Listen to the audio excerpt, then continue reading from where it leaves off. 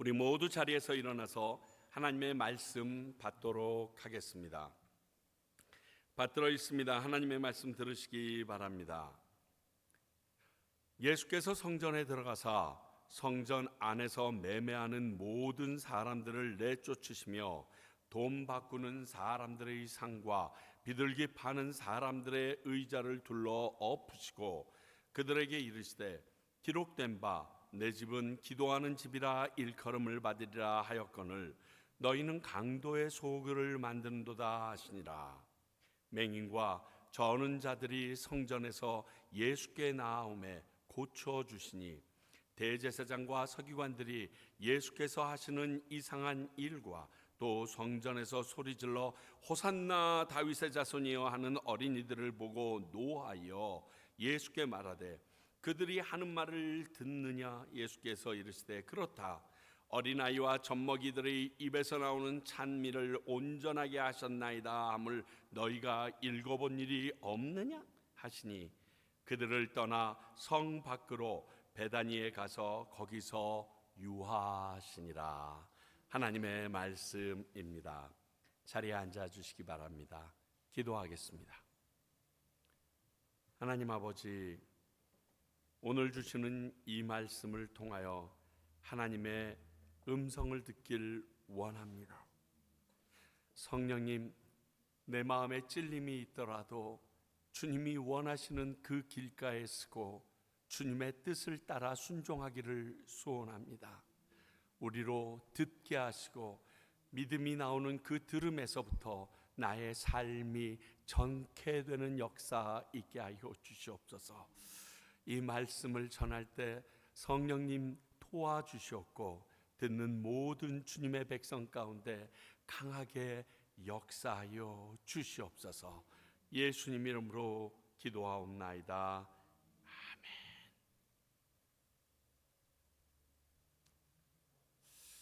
오늘 이 말씀은 사복음서에 다 기록된 말씀입니다. 그래서 어떻게 보면 약간 식상할 수도 있는, 아유 저 말씀이야? 또 저 말씀이네? 라고 흔히 교회에 오래 다녔다는 사람을 중심으로 느낄 수 있는 본문이 오늘 내용입니다. 그런데 오늘 이 본문 말씀을 통하여 예수님이 생각하시는 성전의 본래의 모습을 발견하고 알려주고 계시다는 것입니다. 오늘 본문에서는 입성하신 날인지 아닌지 자세히 알 수 없지만 병행 구절인 마가복음을 보게 되면 그 입성을 마치시고 베다니로 가셨다가 이튿날 아침에 올라오신 걸로 되어 있어서 월요일 날 있었던 일이 아닌가, 주일날이 되겠죠. 안식 후 그 다음 날 있었던 일이 아닌가 생각해 봅니다. 그리고 오늘 이 본문의 말씀은 금년도 특별 새벽 기도회 때 이미 나눈 바 있지만 오늘 다시금 묵상하며 하나님께서 우리에게 주시는 음성을 또 찾아보고자 합니다. 먼저 오늘 본문을 보면 12절서부터 14절까지 성전을 정결케 하신 예수님이 나옵니다. 이 모습을 보면요, 지금 이제 곧 하늘나라로 다시 돌아가셔야 될 예수님께서 자기 집을 청소하시는 모습 같은 느낌이 있습니다. 이 사건은 사복음서에 모두 기록되어 있다면 이것은 굉장히 중요한 말씀이고 우리에게 주시려는 교훈이 강하다는 의미입니다. 그래서 이 말씀을 묵상하면 묵상할수록 주시는 그 음성이 저희의 마음을 찔러 쪼개는, 아플 정도로 강한 말씀인 것을 고백합니다. 먼저 이 말씀을 통해서 본래의 목적과 기능을 상실한 성전이 존재한다는 것을 보게 해줍니다.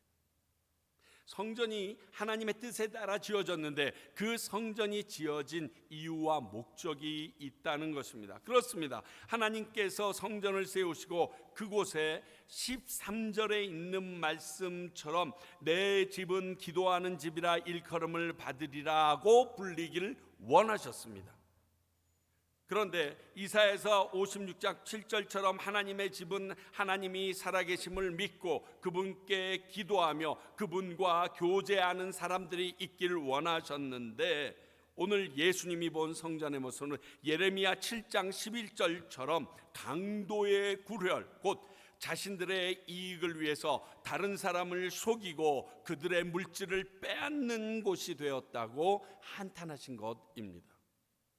이미 이전에 함께 나눴기 때문에 왜 동전 바꾸는 자들이나 성전에서 매매하는 자들이 잘못되었는지 알려드렸습니다. 원래의 의도는 좋은 것입니다. 그러나 이것이 대제사장들과 그곳에 있는 제사장의 이득과 결탁함으로 말미암아 타락한 모습으로 비춰진 것을 예수님은 발견하셨기 때문에 그것을 참지 못하고 오늘과 같은 이러한 분노를 표출해 내신 것입니다. 한탄하신 것입니다. 출애굽기에 모세의 성막에서 하나님은 이스라엘 백성을 우리를 만나 주시겠다고 약속하셨습니다.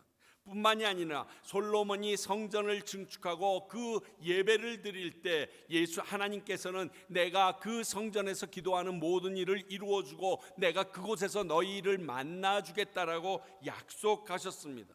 그러나 후에 이스라엘이 타락하고 죄로 인해서 성전의 정결함까지 다 사라져 버렸을 때에 하나님의 영이 성전 끄트머리에서 안타깝게 바라보시다가 떠나가시는 모습을 에스겔은 우리에게 보여주었습니다. 성전이 어떤 곳이 되길 원하셨는지 그 목적이 상실되거나 다른 이유가 그 목적보다 우선되었을 때 그곳은 하나님이 원하셔서 지으신 본래의 목적과 기능을 상실한 곳이 됩니다. 그러므로 하나님께서 그곳에 임하실 이유도 그곳에 거하실 이유도 없게 되는 것입니다. 오늘 예수님께서는 이것을 보신 것입니다. 성전은 이제 이 세상에 존재하지 않습니다. 그러나 예수님이 오신 후 교회 공동체가 그 성전의 목적과 기능의 일부를 감당하고 있습니다. 그러므로 여기에 적용해 보면 교회가 혹은 교회를 섬기는 사람들이 깨어있지 않으면 또 교회의 존재의 이유를 망각하면 이런 일이 지금의 교회에서도 일어날 수 있다는 겁니다. 아니, 일어나고 있다는 것입니다. 교회는 건물이 아닙니다. 건물은 예배당입니다. 교회당입니다. 교회는 예수 그리스도의 피값으로 사신 그리스도의 몸 그 자체입니다. 그리스도 그 자체가 교회입니다. 또 교회는 예수님을 구세주로 고백한 사람들이 모이는 영적인 공동체입니다. 믿는 그 사람 하나하나가 하나님의 교회라고 말씀하고 계십니다. 그런 교회가 해야 할 가장 중요한 일이 예배, 교육, 전도, 선교, 봉사라고 하지 않으셨다는 것 아십니까? 부활하신 예수님의 마지막 지상명령 마태복음 28장 19절 20절에서 하신 말씀, 그것을 이루어야 할 곳이 교회입니다. 곧 모든 민족과 사람들의 영혼을 구원하고 그들을 예수 그리스도의 제자로 양육하는 그것, 믿는 자들 곧 교회의 존재와 목적이 그것이라고 주님은 우리에게 말씀하신 후 떠나가셨습니다. 그러므로 이 교회가 할 일의 가장 우선은 영혼을 구원하는 일이요, 구원한 그 영혼이 예수 그리스도의 제자로 자라갈 수 있도록 양육하는 것이 교회가 해야 될 믿는 자들의 첫 번째 우선순위입니다. 이걸 잊어버리면 안 됩니다. 그러면 그 기능이 상실된 것이고요, 그 목적을 잃어버린 부표 잃은 배와 같은 방황하는 모습이 되어집니다. 그리고 그곳에는 당연히 하나님의 임재와 예수님이 함께 하시는 일은 기대할 수 없습니다. 그런데 우리가 잘 알듯이 지금 세상에서 이 교회의 목적이 이미 무너져 내리고 있다는 것입니다. 건물이 아닌 교회가 건물의 규모와 숫자를 우선시하는 세속화가 심하게 진행되었습니다. 오늘 말씀에 나오는 하나님이 분리시기 원하였던 만민이 기도하는 집으로서의 역할을 제대로 하지 못한 지 오래되었습니다. 이렇게 말하면 진해교회가 사람도 없고 건물도 없으니까 저런 소리 하지 않은 말들을 참 많이 합니다. 그 문제는 하나님이 너무 쉽게 해결해 주십니다. 그거는 우리가 바둥거려서 해결될 문제가 아닙니다. 우리가 바둥거려야 할 문제는 믿는 자로서 예수 그리스도의 교회로서 어떻게 살아야 하는가가 중요하기 때문에 그렇습니다. 그러면 예수님 시대의 성전처럼 지금 시대에도 하나님의 영광이나 능력이 이 교회를 통해 드러나지 않는 것은 당연합니다. 오늘 말씀을 읽으며 우리는 이것을 동시에 볼 수 있어야 하고 느낄 수 있어야 하며 그렇지 않다면 아파할 수 있어야 합니다.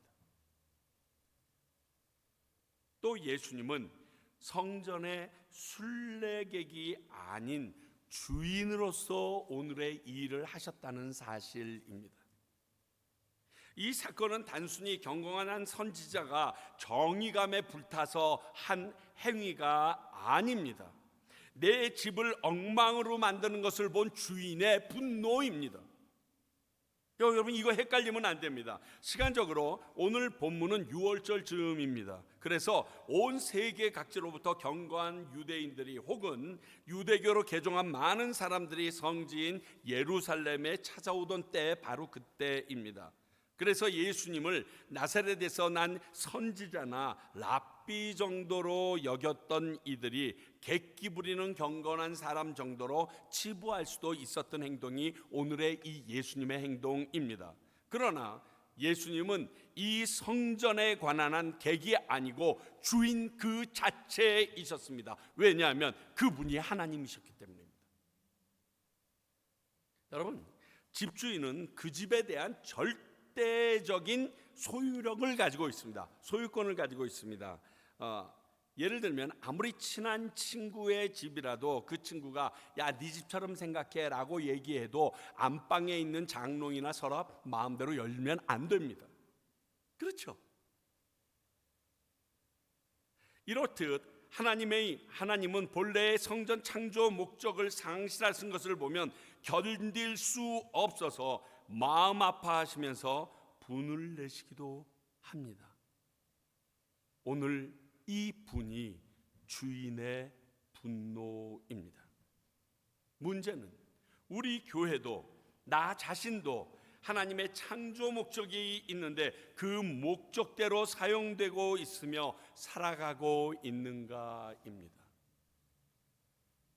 갑자기 그저껜가 넷플릭스를 딱 여는데 한국의 이단들에 대하여 신랄하게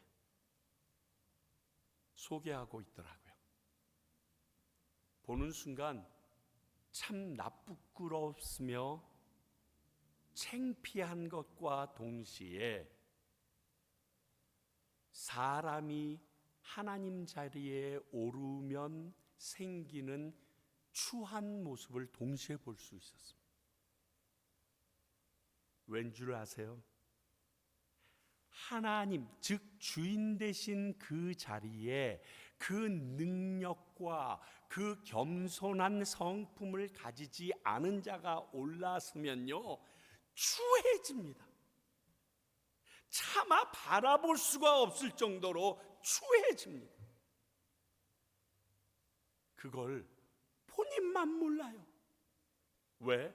미혹의 영에 확 씌워서 속이는 영에 완전히 뒤집어져서 처음부터 안 그랬을 것 같아요. 그들의 깨달음이 맞다고 생각했을 거고 너무 좋아했을 거예요. 많은 사람들이 구름대처럼 모이니까 정말 기뻤을 것이에요. 하나님의 기적이 일어나니까 감사했을 것이에요. 그런데 지나면서 내가 한 거 아닐까? 꼭 지난 주일 나귀를 타고 입성하신 예수님의 모습에 그 나귀가 사람들이 나를 보고 대단히 환영하네하고 벌떡 일어나면서 예수님을 제껴버린 바로 그 모습이 그들의 모습이었어요. 내 생각이 아니고 나를 창조하신 주님이 주인이신 하나님의 입장에서 볼 수 있어야 합니다. 오늘 이 사건은 그 주인이 행하신 일입니다. 이걸로 끝내셨는가? 난장치고 끝내셨는가? 아니요. 14절을 보니까 그 성전을 치유하시고 원래의 목적대로 회복시키시는 예수님이 나옵니다. 맹인과 저는 자들이 성전에서 예수께 나오매 고쳐주시니. 여러분, 소란을 피우는 게 정결 아닙니다. 잘못을 알려주고만 말면 그들은 자신들이 잘못한 것을 회복시키는 일은 스스로 할 수 있을 것 같으세요? 그럴 수도 있지만 거의는 그렇지 못합니다. 그래서 그 난장을 피고 나면 뭐라고 얘기하냐면 그러면 나보고 어쩌란 말이야 이러면서 넋 놓고 손 놓고 바라만 봅니다. 오늘 이 일이 일어난 장소는 이렇게 장애인들도 들어올 수 있었던 곳인 것 같습니다. 그래서 누구나 들어올 수 있는 이방인의 뜰에서 이루어진 일이었던 것 같습니다. 이렇게 분을 내신 예수님께 나오는 이들을 고치시고 회복시키시는 모습을 보여주십니다. 사랑하는 성도님, 결론부터 얘기하자면 온전한 회복은 예수님이 함께하지 않으시면 하나님의 임재가 없이는 불가능합니다. 이게 굉장히 중요한 사실입니다. 자, 우리 한번 당시의 성전의 구조를 좀 보겠습니다. 예수님 당시에 있었던 것은 이 헤롯 성전입니다. 이 헤롯 성전은요, 예수님 당시까지도 미완성이었습니다. AD 64년이 돼서야 완성합니다. 물론 예수님의 예언대로 돌 위에 돌 하나 남지 않고 6년 뒤인 AD 70년 로마의 티도 장군에 의하여 완전히 무너져 내립니다. 이 크기는 솔로몬이 지은 성전의 수십 배는 안 돼도 10배 이상 되는 어마어마한 규모로 이스라엘 백성 헤롯이 유대인이 아니기 때문에 유대인들에게 환심을 살려는 헤롯의 작품이었습니다. 여기서 보는 것처럼 이방인의 뜰이 있고 여인의 뜰이 있고 제사장의 뜰이 있습니다. 그렇으므로 우리가 지금 출애굽기에서 배우는 번제단과 물두멍과 기타 등등은 저 제사장의 뜰서부터 만들어지고 시작되는 것입니다. 자, 우리 도면 한번 볼까요? 자, 우리가 보는 이 이방인의 뜰 밑에 부분에 나와 있는 이 이방인의 뜰이 있고요. 오른쪽에 긴 거 파란색과 빨간색이 써 있는 게 그게 솔로몬 행각이라고 불려지는 곳입니다.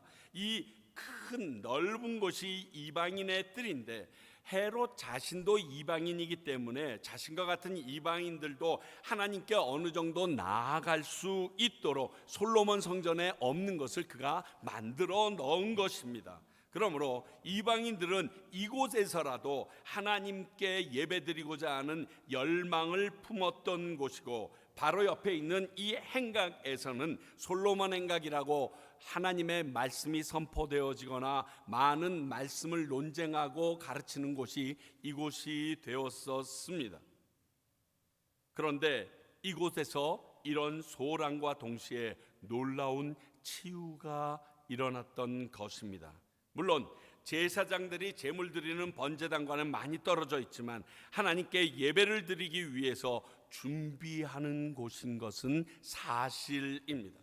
많은 논란이 있습니다. 그래서 이 이방인의 뜰은 누구나 들어갈 수 있는 곳이기 때문에 예배의 청소가 아니라고 얘기하는데, 예배의 처소가 아닌 곳에 하나님께서 그들의 잘못만을 보시면서 이렇게 분노하고, 또 이사야서 말씀을 통하여 이곳이 하나님의 성전으로 불리움을 받기 원했다는 것은 이율배반적이기 때문에 그 내용은 바르지 않다라고 봅니다. 그러니까 이 이방인의 뜰 역시 예수님께서는 하나님을 높여드리는 성전의 일부로 보셨다 생각되어집니다. 이렇게 정작 예배를 드리는 제사장의 뜰과 성소와 지성소와 멀리 떨어져 있지만, 이곳에도 예수님이 계시면 이런 회복과 치유가 일어난다는 것, 하나님이 원하시던 그 능력이 나타난다는 것입니다. 맹인과 저는 자도 여인의 뜰을 거쳐서 이스라엘의 뜰에까지 들어가 제사장들이 내가 가져온 제물들을 번제단에 올려놓는 모습을 드디어 볼 수 있도록 열어주시는 행동을 이 이방인의 뜰에서 지금 예수님께서 하고 계신 것입니다. 예배의 회복이 일어나고 있는 것, 이거예요. 그러니까 우리가 해야 할 일은 이 예수님을 사모해야 합니다. 임마누엘 되신 예수님의 그 이름처럼 우리와 함께 해달라고 기도해야 합니다. 그러면 우리에게 이런 치유가 일어나고 예배의 회복이 일어나게 됩니다. 그때 비로소 성전, 즉 교회의 존재 목적이 이루어지게 되는 겁니다. 내가 노력해서, 내가 말을 잘하기 때문에, 많은 것을 배웠기 때문에 교회의 목적, 믿는 자로서의 하나님께서 창조의 목적을 완성하는 게 아니고, 내가 부족하고 그리고 많이 둔하여도 하나님께서, 예수 그리스도께서 나와 함께만 하시면 그 일이 나를 통하여, 우리 교회를 통하여 일어난다는 것입니다.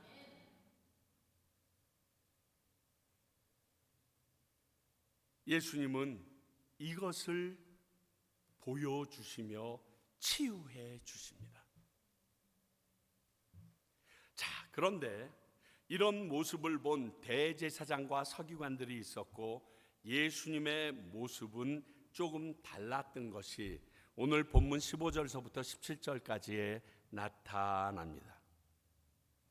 더군다나 이런 와중에 그 뜰에 있던 아이들이 다윗의 자손이여 우리를 구원하소서, 호산나가 우리를 구원하소서라는 뜻이라고 말씀드렸습니다. 호산나 다윗의 자손이여 외칩니다.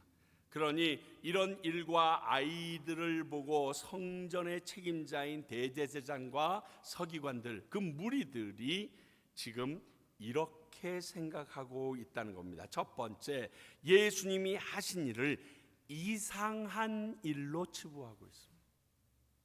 그렇죠? 15절 보세요. 대제사장과 서기관들이 예수께서 하시는 이상한 일과 이렇게 얘기되어 있습니다. 이러한 반응은요, 정말로 예수님이 하신 일이 어떤 것인지 깨닫지 못해서 한 행동입니다. 여기선 기득권자인 대제사장과 서기관이 한 말이지만, 종교 생활처럼 습관화된 사람들이 흔히 저지를 수 있는 잘못이 이것입니다. 여기에 우리는 눈을 떠야 합니다. 늘상 그렇게 해왔기 때문에 그것과 조금만 다르면 이상한 일이라고 본다는 거예요. 우리의 행동과 말이 하나님의 말씀에 비추어 합당한가를 항상 생각해 봐야 합니다. 항상 따져보아야 합니다. 특히 교회 안에서는 당연히 그렇게 해야 합니다. 옛날에는, 옆에 교회는, 모든 교회들이 이렇게 얘기할 것이 아니라 하나님의 말씀에서는 이렇게 이야기하셔야 합니다. 교회에서 왜 그래? 여기서 이렇게 말할 때 교회에서라는 행동과 말, 방식에 대해서 하나님의 말씀이나 그분이 원하시는 뜻이 근거된 말입니까? 아니면 그냥 옛날부터 해오던 종교적인 습관은 아닌가요? 오늘 예수님이 하신 성전을 깨끗게 하신 일이 이 말씀을 읽는 지금 우리들에게 이상한 일처럼 여겨지십니까? 전원자와 맹인들을 고치시는 그 예수님을 향하여 어린아이들이 호산나 다윗의 자손이여 외치는 그 모습이 우리들이 지금 이 말씀을 읽는 우리들에게 이상한 일처럼 보여지십니까? 아닙니다. 그런데 당시 대제사장과 서기관들은 이것을 이상한 일, 곧 바르지 못한 엉뚱한 행위로 보았다는 것입니다. 여러분, 이것은 기득권을 가진 자들이 나의 행위를 정당화하기 위하여 하는 잘못된 모습일 수 있습니다. 만약 그렇다면 이거 화들짝 놀랄 일 아닙니까? 얼른 손을 빼고 발을 빼야 할 그러한 일 아닙니까? 거기다가 16절을 보면 어린이들의 행동에도 부끄러움을 모르는 대제사장의 무리들을 봅니다. 참으로 답답한 것이 이것입니다. 어린이들의 행동을 보고서 노하여 이렇게 되어 있습니다. 애들이 찬양하는 거 보면서 노할 이유가 뭐가 있을까요? 왜? 그가 잘못된 대상을 향하여 잘못된 찬양과 예배를 드리고 있다라고 판단했기 때문에 그렇습니다. 다음 구절에 예수님께서 그들에게 시편 8편 2절의 말씀을 인용하십니다. 어린이와 젖먹이들이 하는 그 찬양이 찬미가 온전케 하셨다. 이 말 들어보지 못했느냐? 저들의 찬양이 바른 것인 거 네가 깨닫지 못했느냐? 이 말 들으면요 얼른 뒷걸음질 쳐야지요. 내가 틀렸음을 감지해야죠. 그런데 그 하나님의 말씀을 들어 말씀해 주셨음에도 그러한 모습은 보여지지 않습니다. 얼마 전에도 말씀드렸지만 지금도 이 과테말라에 있는 선교지에 가면 참으로 놀라운 역사가 많이 일어납니다. 그래서 목사인 제가 부끄러운 경우가 종종 있습니다. 예를 들면 목사가 기도했는데 왜 안진뱅이가 안 일어나? 이렇게 말할 때가 있어요. 여러분, 그때 놀고 있네, 이게 정상일까요? 아니면 이게 뭐지? 저들은 믿고 있는데 왜 내게서 그러한 능력이 없지? 하고 부끄러워하는 게 정상일까요? 저는 후자가 정상이라고 생각합니다. 부끄러워하는 제가 정상이지, 그럴 수도 있어, 아니 뭐 꼭 나야만 해 그러면서 자위하면서 세상의 풍조 속에 동화된 모습을 보이는 것은요 당연한 게 아니라는 겁니다. 그런 자세는 오늘 대제사장의 무리들과 같은 부끄러운 모습입니다.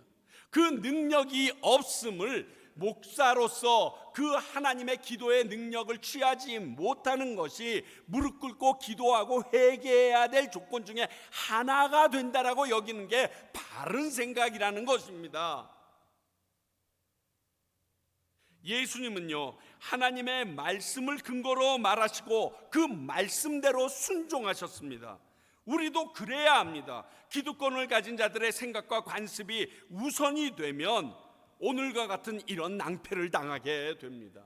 어린 아이들의 모습, 하나님의 말씀이 성취되고 있는 모습을 보면서도 요 모양 요 꼴로 교만한 모습으로 행합니다.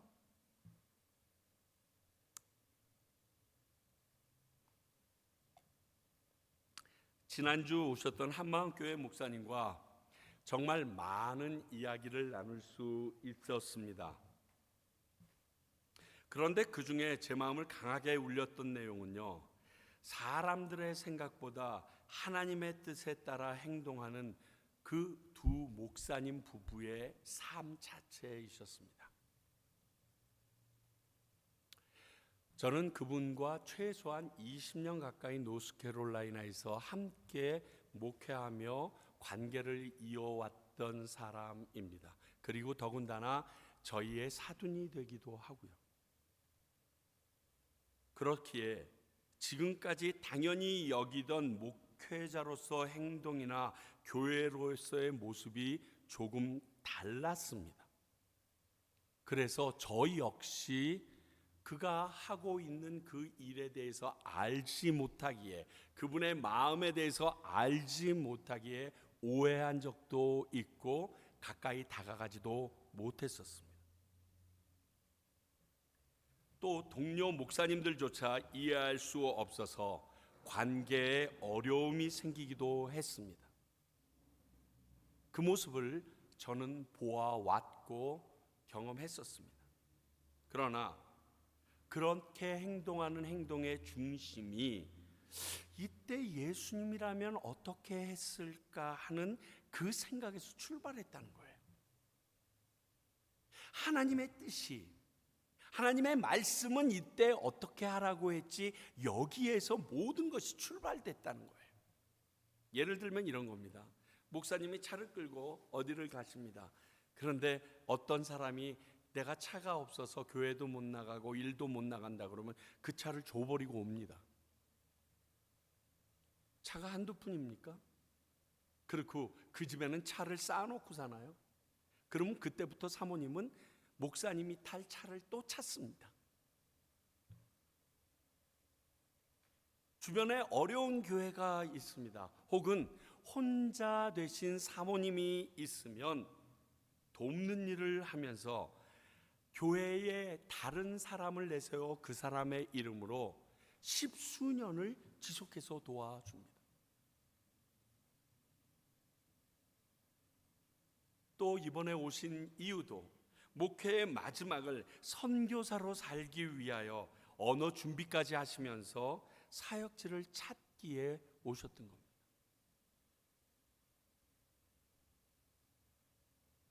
일반적이지 않습니다.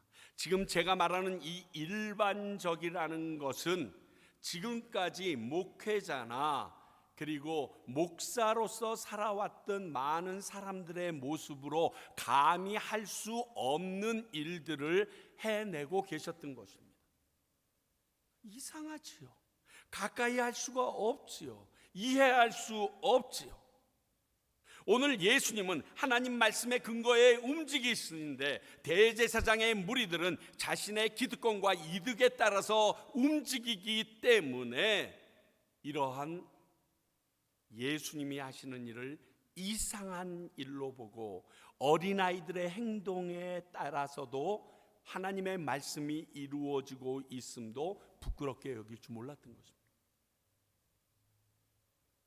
참으로 부끄러운 시간들이었습니다. 근데 이때 예수님의 행동이 참 의외입니다. 17절, 그들을 떠나 성 밖으로 베다니에 가서 거기서 유하시니라. 대제사장의 무리를 피하시는 예수님의 모습이 17절에 나옵니다. 이렇게 시편으로 대제사장과 서기관들이 서기관에게 말씀하신 예수님이 더 이상 그 문제에 대해서 논쟁을 이어가지 않고 그들을 피하시듯이 성 밖으로 나아갑니다. 그리고 숙소인 베다니로 돌아가십니다. 저희들은 이 예수님의 모습에서 예수님이 다른 사람의 생각과 심령을 꿰뚫어 보시는 능력과 또 그의 합당한 행위하심을 볼 수 있어야 합니다. 잠언 23장 9절, 미련한 자의 귀에 말하지 말지니 이는 그가 내 지혜로운 말을 업신여길 것임이라. 못 알아듣는다는 거예요.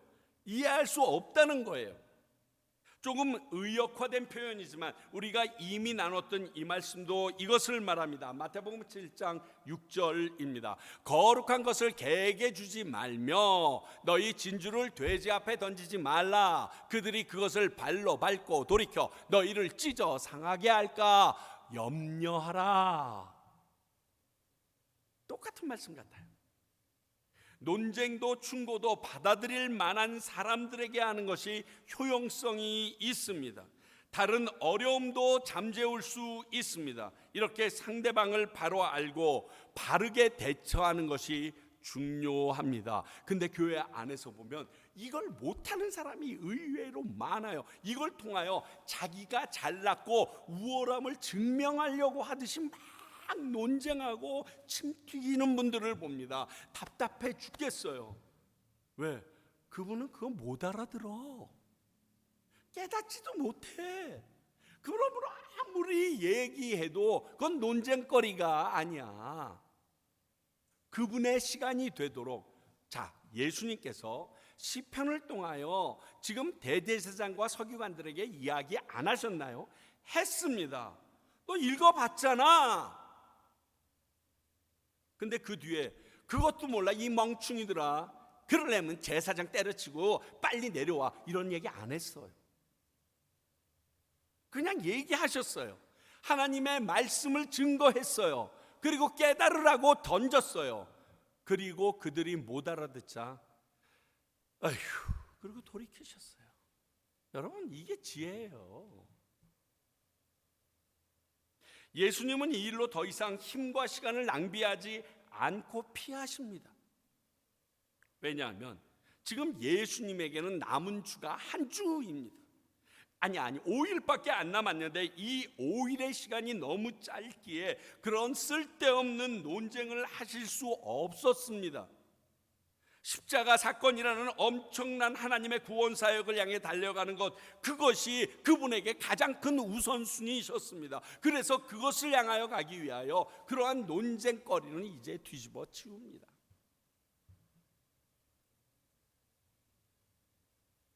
오늘 이 본문 말씀을 통하여 예수님은 하나님이 원하시는 일과 하나님의 계획에 우선순위를 두고 행동하시는 모습을 보여줍니다. 이게 오늘 본문의 가장 큰 키입니다. 그분의 행동과 그분의 말은 하나님의 뜻과 하나님의 말씀에 우선순위를 두고 있다는 거예요. 우리도 그래야 합니다. 우리 평강교회도 그래야 합니다. 우리의 말과 삶과 행동도 그래야 합니다. 세상 사람들은 이상한 일로 치부할 수 있습니다. 굉장히 엉뚱한 존재, 아니 조금 돌았다라고 표현할 수도 있습니다. 상관없습니다. 더 중요한 것은 하나님의 말씀, 원하시는 일인가 아닌가를 헤아려 보는 게 먼저 돼야 합니다. 평강교회가 하나님이 원하시는 대로 살아감으로 말미암아 세상 사람들이 또라이라고 얘기해도 관계하지 않고 그 말씀을 붙잡고 나가는 저와 여러분들이 되기를 소원합니다. 우리 해봅시다. 해냅시다. 그리고 주님의 나라에 임하여서 그때 평가받읍시다. 하나님이 기뻐하시는 자리에 누가 있었는지 그때 확인받으실 수 있는 저와 여러분이 되기를 바랍니다. 기도하겠습니다. 하나님 아버지, 오늘 예수님의 모습을 보면서 다소 엉뚱하고 과격하게 여기는 무리들이 있었습니다. 그러나 예수님께서는 아버지의 뜻 그대로 행하셨으며 아버지의 말씀대로 순종하셨던 것을 봅니다. 우리가 이 땅을 살아나가면서 아버지의 뜻대로 아버지의 말씀대로 살아나갈 때 세상 풍조와 다르기에 이러한 소리 들을 수 있음을 기억하게 하시고, 그럼에도 불구하고 뚫고 나아가는 평강교회와 주님의 백성들 되게 하여 주시옵소서. 예수님 이름으로 기도하옵나이다. 아멘.